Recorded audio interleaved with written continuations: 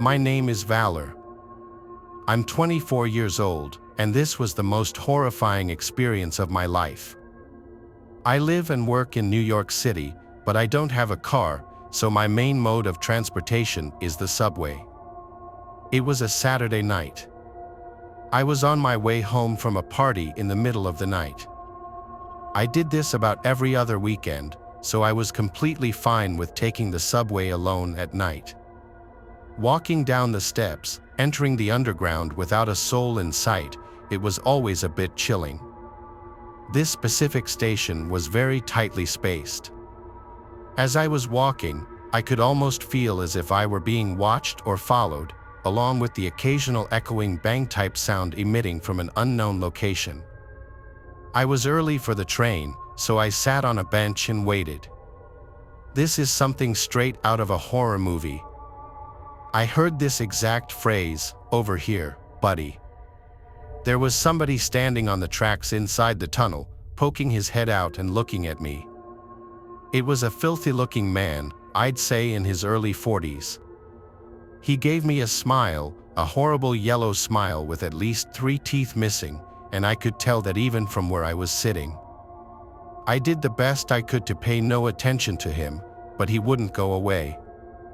There was laughing coming from inside the tunnel, and then another disgusting-looking man stuck his face out as well. This man gave me a nasty smile as well before telling me to come hang out with them in the tunnel. The way they stared at me, though, their eyes wouldn't even move, it's as if their sight was locked onto me. I resumed doing the best I could to ignore them and just wait for the train. I noticed in my peripheral vision that one of the men moved away into the tunnel, returning moments later with another face. I had to look again. There was a third face, but this one was hunched over and lifeless. It looked like one of the men was holding the guy's face up. The sound of the train approaching felt like 1,000 pounds off my shoulders. I got up, ready to board the train, but when I got closer to the edge of the platform, I nearly threw up at the sight. The 2 men were going back into the tunnel, and the second man in the back was holding something in his hand, a head, just a head, like a decapitated head. They disappeared from sight onto the side of the tunnel as the train stopped. I got into the first car, planning on warning the conductor, but no later than after we left the station. I didn't want to be there a second longer. As the train began to move, I saw legs moving down the stairs to the platform, but that was it. I didn't get to see who it was.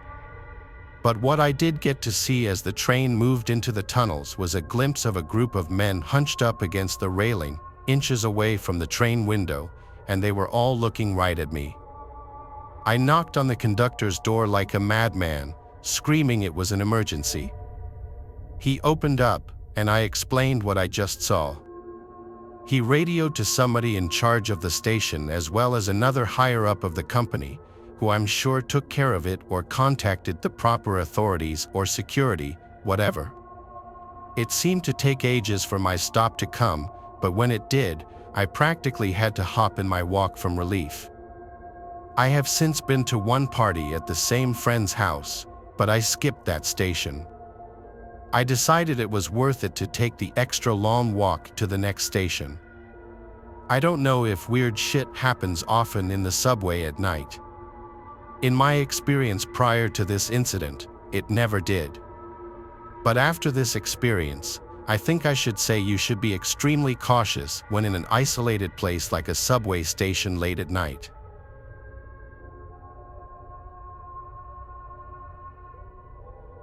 I come from a small town in Pennsylvania, and I've lived here all of my life. I'm 17 years old, and the time this story took place, I was around 14 years old. My memory around this is a little hazy because I don't like to talk about it, but I figured I'd let out any dark feelings I still get by it. It may not be considered a scary story, but to me, this was probably one of the most scariest things that I've ever been through. At the time this happened, I was an 8th grader in middle school. During the time, my mom worked at Panera Bread, and she had to work very early in the morning, so me and my sister would usually take the bus to school while my dad and my little brother, who was around 4 years old at the time, would stay home. This will be important later. It was like any other ordinary day. Me and my sister would get ready and leave it around 7:20 a.m. to walk to our bus stop. We lived in an apartment complex, and we would have to walk the 3 minutes to the front of the apartment because that's where the bus would pick us up. A little background information: me and my sister would meet up with our friends at the bus stop since we lived in the same apartment complex, and we would wait until the bus showed up. I would stay at the back with my friend, while my sister and her friend would be towards the front, 5 feet from the stop. So, like our usual routine, I had met up with my friend, Reed, and my sister would meet up with her friend, who I'll call Lelia. We waited for the bus to show up. Me and Reed would always see this boy, who I'll refer to as Scott. He was a year younger than us, and he would always run across the street to our bus stop to get a seat since we would be the first to be picked up. This was because by the time the bus driver would pick him up, he'd be the last person, and there would be no seats left for him to sit at. So he began to run across the street, and we were used to seeing him run across like that.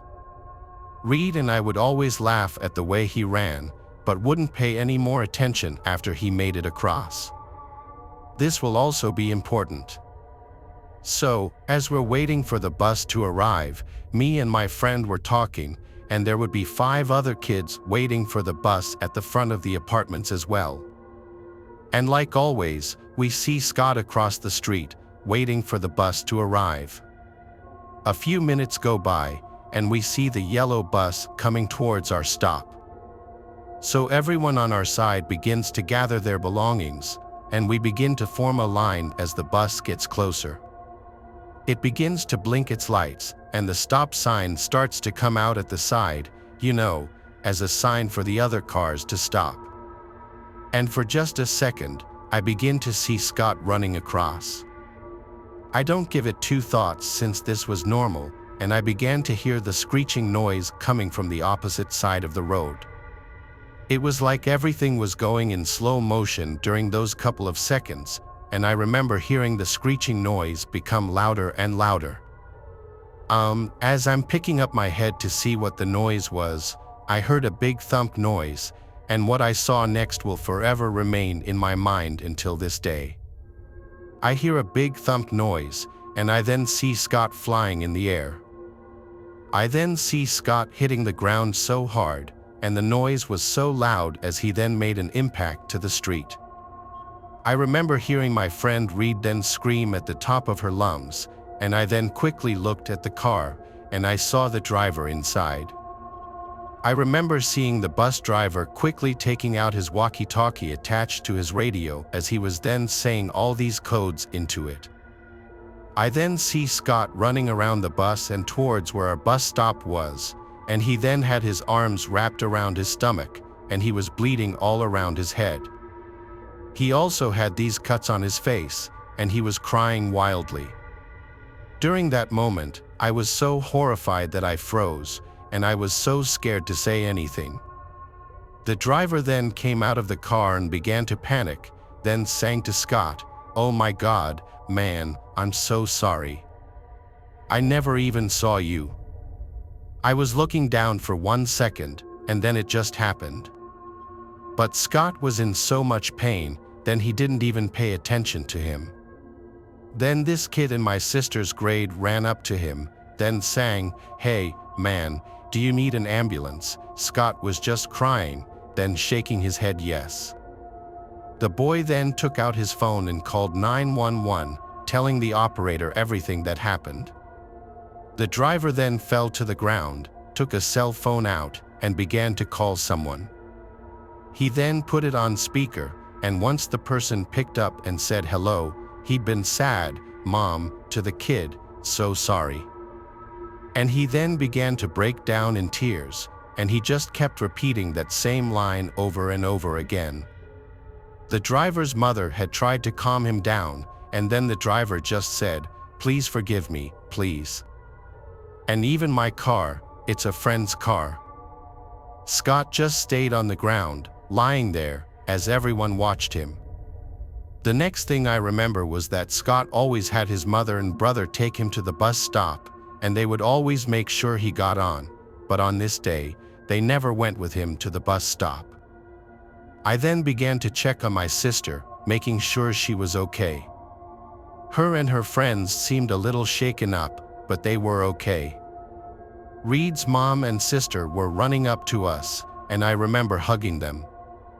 At that moment, I felt so alone and horrified. I began to cry hysterically, and my sister was just trying to comfort me. Something that I always regret was never telling my parents right away about what happened.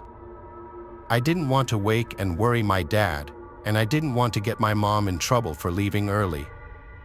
I knew that she suffered from anxiety, so I didn't want to give her a panic attack, which she would get every once in a while. So, my sister and I just decided to wait there. I remember calling my friend, who I'll call Kara. I remember that her and her mom worked at the school next to ours, and I began to tell her everything that happened. I began to break down.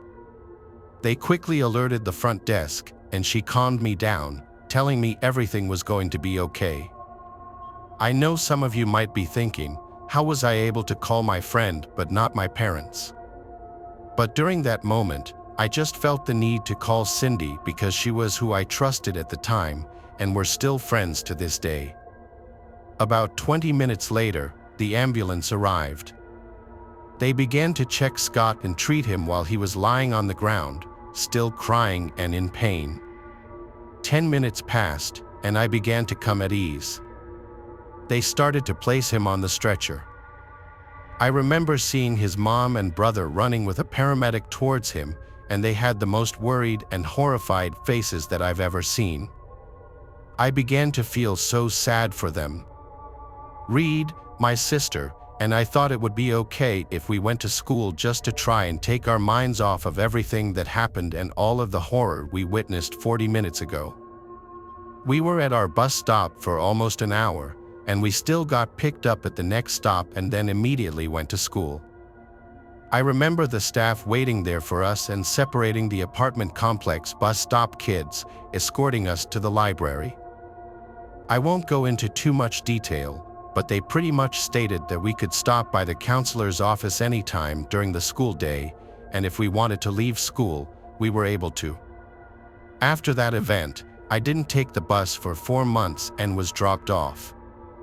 I didn't want to cross the street, and whenever I would hear a tire screech, I would always jump and begin to get a cold sweat. A few months later, I began to feel better and continued to live a normal life. After that, Scott didn't go to school until months later, until he was finally okay, towards the end of the year. Like I said, I know this wasn't the typical stalker story, but this was one horrific event that I went through, and I never want to go through it again. But remember to stay safe out there. I really hope many people don't ever have to witness what I and the other kids had to see that day. It was truly awful.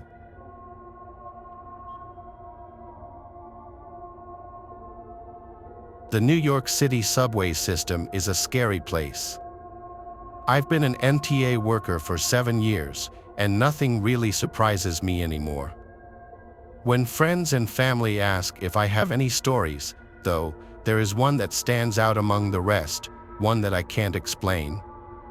This happened to me about 2 years into the job, but I remember it like it was yesterday. I was pretty acclimated to everything at that point, and things had become routine. I was stationed in Brooklyn at the time, and I was doing some routine maintenance in High Street Station. There wasn't a soul on the platform. It was actually kind of eerie. You're used to these subway stations overflowing with people, so seeing them empty and almost deserted looking was a strange adjustment to make. I hadn't seen a person on the platform in hours, and it was dead silent except for the buzz of the lights and the occasional passing train. Out of nowhere, I heard a clang from somewhere down the track. It startled me so badly that I dropped my mop in shock. The sound wasn't something I was used to hearing. The best way I could describe it to you is that sound that a rock would make if it had been dropped on a metal rail. I stopped what I was doing and looked into the tunnel, listening for other noises. After a while, I concluded that whatever I heard had either been caused by an animal or a falling piece of cement. After all, these stations were pretty old. I went back to work, not thinking too much about the sound. About 10 minutes later, the same sound shook me from my concentration. Only this time, it was probably about twice as loud. This time, I actually became a little concerned, dare I say, scared. Was it really possible that 2 chunks of the ceiling had fallen in the span of 10 minutes? I put down my supplies and walked over to the tunnel entrance, trying to be quiet. I peered into the darkness and couldn't really see anything. I debated whether or not it was a good idea to call out into the tunnel and ultimately decided against it. I still figured it was nothing, but after the initial fear had worn off, I was more confused than anything. I kept trying to think of things that could make a sound like that, not once, but twice. It was especially bizarre since the second sound was louder. I tried to keep my mind off the sounds and went back to work, finding a good rhythm again. I was almost done with my work on this platform and was pleased that I'd get to leave this weird station soon. As I was wrapping things up, I heard something that gave me the chills. A child's voice called out for help from inside the tunnel, and he sounded like he was in distress. I instantly stopped what I was doing and made my way over to the edge of the platform. I hesitated for a few seconds before deciding that a child in anguish wasn't something my moral conscience would allow me to ignore. I walked down the steps leading onto the tracks and waited for my eyes to adjust to the darkness. I shouted into the tunnel, asking the kid if he was okay. No response. That's weird, I thought, starting to feel nervous about this encounter. Just then, the kid's voice rang out again, repeating his call for help. I yelled back, asking him if he could hear me. He responded, yes, and I asked where specifically he was. There was a brief moment of silence before he just said, in front of you. Just keep walking.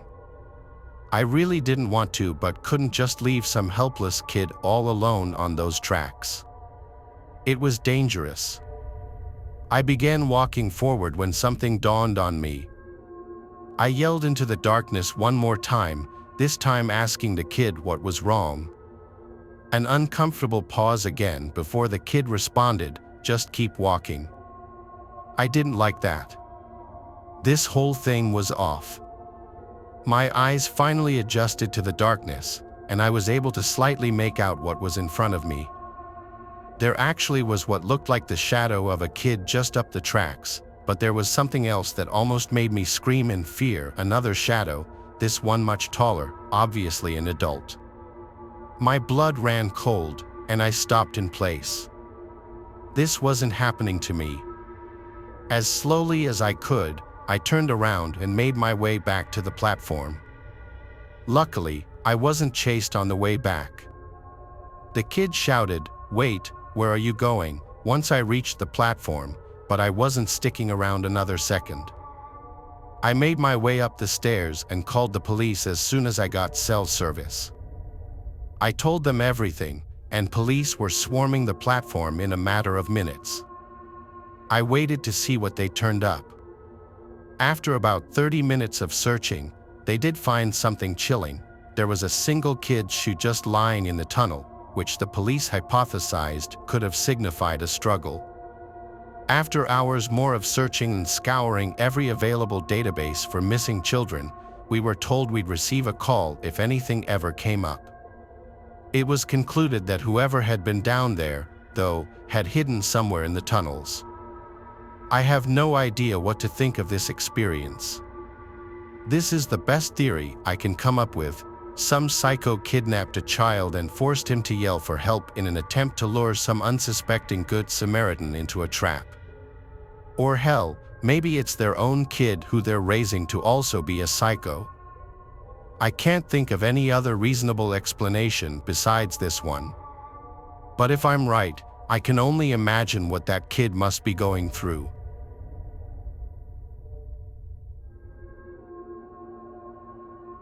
I'm a student in Rome and I live about 2 hours away from it, so whenever I have to go there, I have to go by train. I do have my driver's license, but I prefer the train because I can study on the way there. Plus, in Italy, it's quite common for students to move by train to reach the cities where we study. So, this one day in question, I was waiting at the train station in Roma Tiburtina with my boyfriend for my train to come. This is one of those times where I would get on the train by myself because he had an extra lesson the following day, so he was just keeping me company.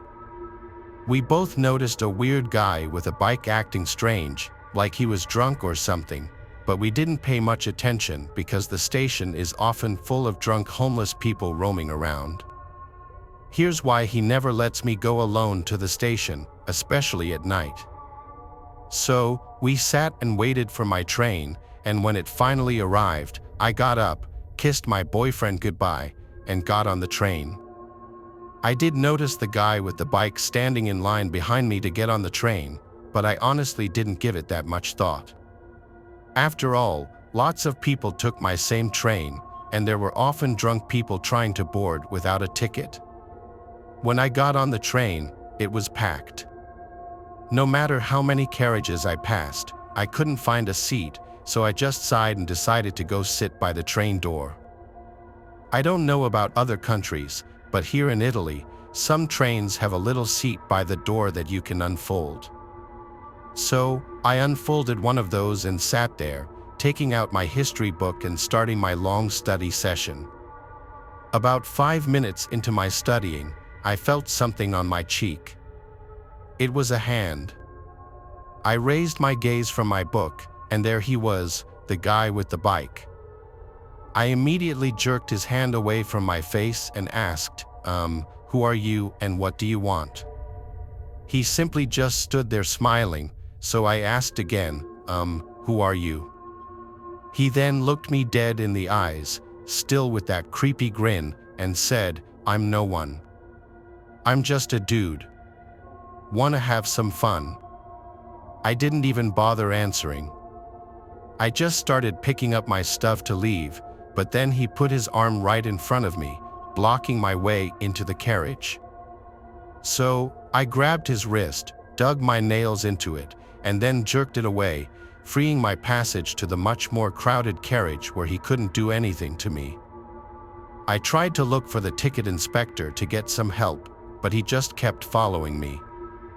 One very kind man noticed the creep was following me, so he offered me a seat and told me to stay there while he went to look for the inspector. I sat down and waited. I honestly thought that I was safe, that he wouldn't try to do anything in front of so many people, but I was wrong. He started going back and forth along the corridor of the carriage, and every time he passed me, he would try to touch me. He would caress my shoulder or face or even try to go to my breasts, despite the fact that I kept jerking his hands away. Everybody just watched and said nothing, absolutely nothing, to help me. After a while, the man came back with the ticket inspector and the creep ran away in the opposite direction. The inspector came up to me, and I showed him a picture of the dude that I'd managed to take, telling him that he was following me and touching me. So, the inspector went after the creep and eventually caught him a few carriages forward. He then proceeded to call the police.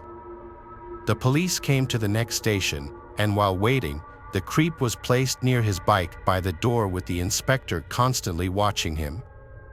At the train station, 2 officers had to literally lift him out of the train because he was resisting, saying that we were friends and that I obviously liked his attention. But he got arrested anyway. And the worst part of all this, No one even dared to help me on that train when he was trying to touch me in front of everyone. There was even a woman who said I must have done something to turn him on. So, even though I was just a student minding my own business, just sitting there looking at my books, in her mind, I must have done something to turn him on. Still to this day, I can't believe I was the one being blamed for his creepy behavior. Seriously, what the?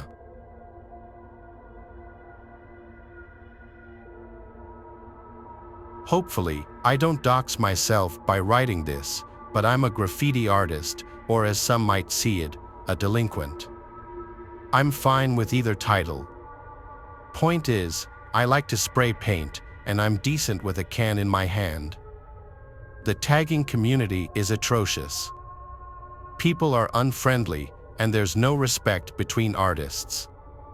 Because of this, I've adopted a much more inconspicuous routine. I like tagging up quieter spots where my art likely won't be seen by other artists or the general public. Old train lines are usually a good bet since the train cars are endless, and new trains get decommissioned and left to rot on them all the time. My friend Paul likes to come with me when I tag up, even though he's not big into the whole thing himself. I welcome the company. Some people don't understand the importance of a good friend, and I think that's sad. Most of my other friends don't seem to respect my time or interests as much as he seems to. Paul and I found ourselves smoking on some nameless set of old tracks I found earlier that day on Google Maps. I'm not a big stoner myself, but he smokes a lot of weed, so I often indulge to match his vibe. It wasn't that late, maybe a little past 10 p.m. We finished a J and talked as we walked alongside the old rusty freight train. Oddly enough, there wasn't a single tag on the entire train. It must have been recently moved here. I thought excitedly that I'd get first dibs on such a good surface. I tossed Paul a can for him to mess around with, and I started doing my own thing. About 5 minutes later, I finished my first tag. I admired it for a bit before moving to the next car, then the next. About 15 minutes and 2 paint cans later, I had 3 decent tags up adjacent to one another, and I was pretty proud of myself for how they looked in combination with each other. Sorry in advance if this offends anyone, but I tend to discard my empty cans whenever they go dry. So, I flung them back the way we had come, enjoying the satisfying clattering sound a ball bearing makes when bouncing around the inside of an empty can. I then caught up with Paul, who had seemingly rolled and lit another joint, neglecting the paint I had given him. For context, the reason I'm not a big stoner is because I started getting unbearable anxiety highs much more frequently, maybe 90% of the time. In hindsight, smoking 2 J's with Paul was a borderline detrimental decision. After all, we were doing something illegal, which was already pretty anxiety-inducing. I smoked the second joint anyway, confident that I'd be okay. As soon as the final sparks floated off the J, that's when we heard it. A muffled clang from somewhere behind us rang out into the night. The two of us froze and stared into the darkness. I could feel droplets of sweat forming around my neck as adrenaline began coursing through me. I couldn't tell if the sound had come from outside of the train or from inside one of the cars. It was hard to tell which option was worse. We waited for a full minute in silence, and nothing. That's when I whipped out my phone and recorded this video. Bro, what the was this? No way, bro. You heard that? I heard that. What the, boy? Whoever made that noise picked up one of my empty paint cans and threw it at us before chasing and shouting at us. You can't really see the paint can in the video, but I swear to you that's what the first sound was. As we frantically made our escape, whoever was behind us yelled, "You better not trip, boy." A few seconds later, an actual gunshot sounded off behind us, almost causing Paul to trip and fall. It startled me so much that my finger slipped off the record button on Snapchat and the video cut out. We bolted down the tracks until they intersected a main road and didn't stop running until we were a safe distance away. I don't think I've ever been more terrified in my entire life. It didn't help that I was stoned out of my mind. My hands were literally shaking, and so were Paul's. We found our way back to the car and drove home in silence.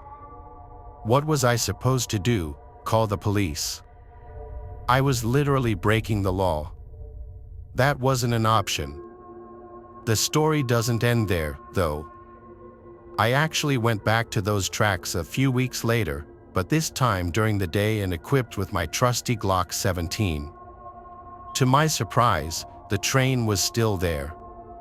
Despite that, there was a pretty glaring difference this time around. In the 3 spots where my tags had previously been were now ugly blotches of red paint. Someone had deliberately covered my work. Quietly, I kept investigating and eventually came to a train car with its door wide open. I took a look inside, and it was bizarre. The train car was completely empty except for a chair in the direct center and what looked like ropes and chains scattered about. Some of the ropes were wrapped around the legs of the chair, and others were just lying on the floor. The weirdest part was the smell, though. The whole car smelled like bleach. If you closed your eyes, you would have guessed you were in a cleaning supply closet. I can't overstate the smell, though. It literally smelled like the whole train car had been doused in bleach. I went to take a picture of the scene when I thought I heard a metal clang somewhere further down the train. I could have imagined it, but I wasn't taking any chances. That was enough for me. I was out of there as quickly as I had come. I've told so many people this story, and none of them could rationalize that psycho's actions in a way that makes sense. I doubt a homeless person would be able to get their hands on a gun, but I can't fathom why someone other than a homeless person would respond so aggressively. And why they decided to cover up my tags is another mystery. I think the most disturbing aspect of this whole thing was the chair in the middle of the train car. I really want to go back to those tracks just to take a picture of what I saw, but I haven't worked up the courage to. I have no idea if whoever was there that night was really shooting to kill us or just trying to scare us, but sometimes late at night, when it's just me and my thoughts, I can still hear that shot ringing in my ears.